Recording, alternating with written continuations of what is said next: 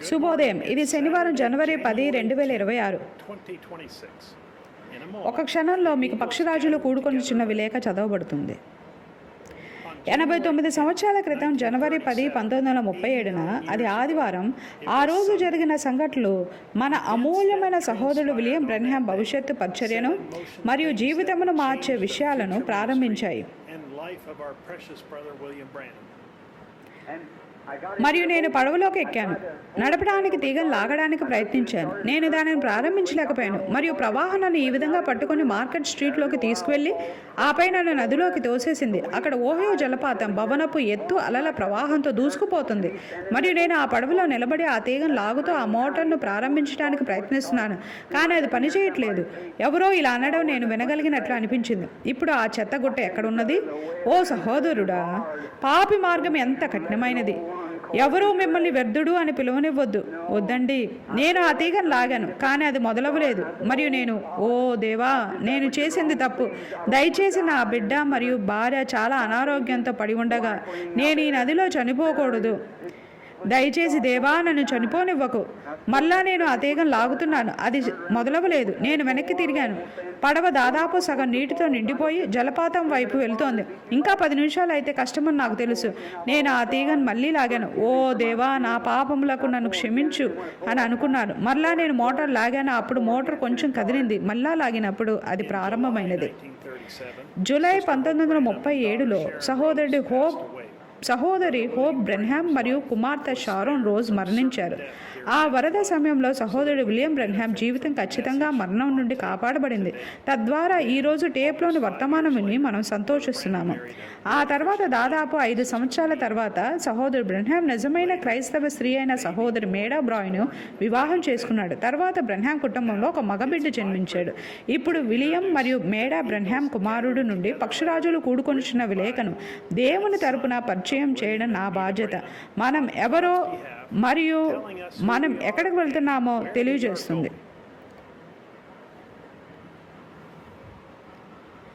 నా యొక్క ప్రియమైన వాళ్ళారా, నేను మిమ్మల్ని ఎంతగానో ప్రేమిస్తున్నాను. మీరు నా మాంసంలో మాంసము మరియు నా ఎముకలో ఎముకై ఉన్నారు. నేను నక్షత్రములను, చంద్రుడిని, నా సృష్టి అంతటినీ సృష్టించకముందే నేను మిమ్మల్ని చూసి మరియు అప్పుడే మిమ్మల్ని ప్రేమించాను. మీరు నాలో ఒక భాగమై ఉన్నారని, నా ఏకైక ప్రియురాలై ఉన్నారని నేను ఎరిగి ఉన్నాను. మీరు మరియు నేను ఒకటై ఉన్నాము. అప్పుడు నేను మిమ్మల్ని చూసినది మొదలుకొని నేను ఏ దినము కొరకైతే పరితపించి ఎదురు చూశానో ఆఖరికి ఆ దినం వచ్చినది. ఇప్పుడు నేను మిమ్మల్ని తూర్పు నుండి మరియు పశ్చిమము నుండి, ఉత్తరము నుండి మరియు దక్షిణము నుండి నా స్వరము చేత పిలుస్తూ మరియు మిమ్మల్ని ఐక్యపరుస్తున్నాను. మీరు ప్రత్యక్షపరచబడినట్టు నా తలంపులు, నా వాక్యము నా వధువై ఉన్నారు. నా హృదయంలో ఉన్నదానిని అంతటినీ మీతో చెప్పడానికి నేను పరితపించాను. కావున నేను దాన్ని నా ప్రవక్తల ద్వారా రాసి మరియు వేల కొలది సంవత్సరాలుగా మీ కొరకు దానిని భద్రము చేపించాను. శతాబ్దాల తరబడి అనేకులు దానిని చదివారు మరియు దాన్ని నమ్మారు. కానీ మీరు వచ్చే వరకు నేను అనేక సంగతులను రహస్యముగా ఉంచాను. నేను మీకు మాత్రమే చెప్తాను. నేను దాచిపెట్టినట్టు ఈ అద్భుతమైన సంగతులన్నింటినీ వినడానికి మరియు తెలుసుకోవడానికి వారు పరితపించారు. కానీ నేను మీకు వాగ్దానము చేసినట్లుగా కేవలం నా సర్వస్వమై ఉన్న మీ కొరకే నేను వేచి ఉండి మరియు ఇప్పటి వరకు వాటిని రహస్యముగా ఉంచాను. నేను ఈ సంగతులన్నింటినీ మీకు చెప్పి మరియు వాటిని మీకు బయలుపరచగలిగినట్లు నేను వచ్చి మరియు మరొక్కసారి నన్ను నేను మానవ శరీరంలో బయలుపరుచుకుంటానని మీకు వాగ్దానము చేశాను.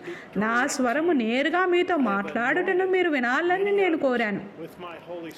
నా ప్రేమ గురించి మీతో చెప్పడానికి నేను ఇతరులను అనేకలను నా పరిశుద్ధాత్మతో అభిషేకించాను. కానీ నేను ఎల్లప్పుడూ చేసినట్లే మరియు నేను ఎన్నడూ మారని వాడై ఉండగా నేను ఒక్క మానవుణ్ణి ఎన్నుకున్నాను. నేను మీతో యెహోవా ఇలాగ సెలవిచ్చుచున్నాను మాట్లాడగలిగినట్లు నా స్వరముగా ఉండటకే నా దూతను, నా ప్రవక్తను ఎన్నుకున్నాను. మీరు ఏదో ఒక ఫలానా దినమున రక్షించబడలేదని నేను మీకు చెప్పగోరాను. మీరు ఎల్లప్పుడూ రక్షించబడే ఉన్నారు.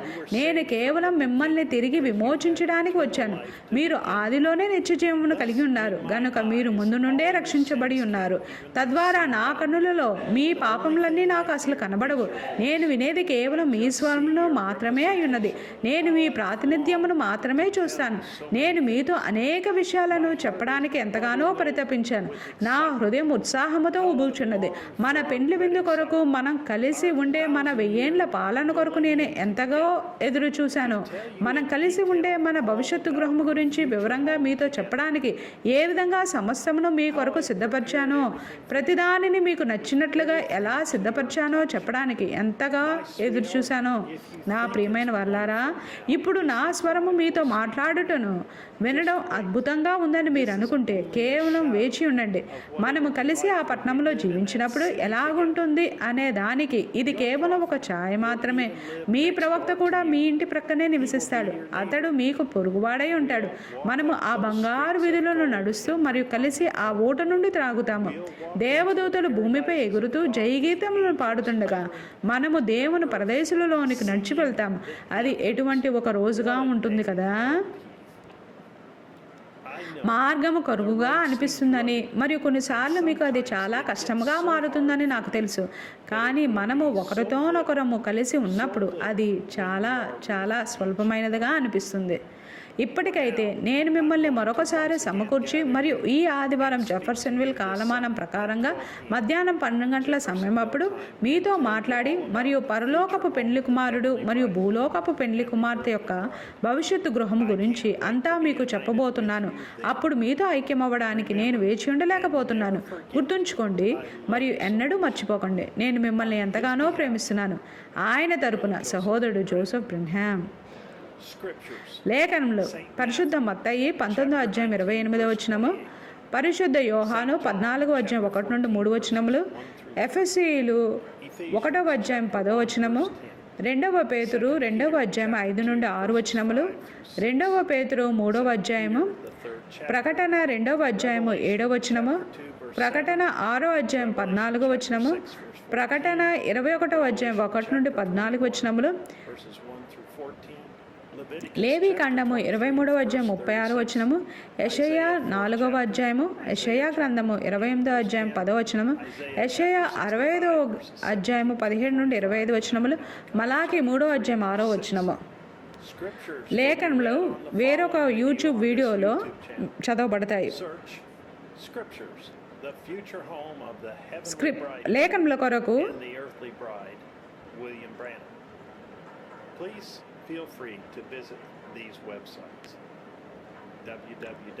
www.branham.org మరియు www.branhamtabernacle.org మరియు www.svfellowship.info.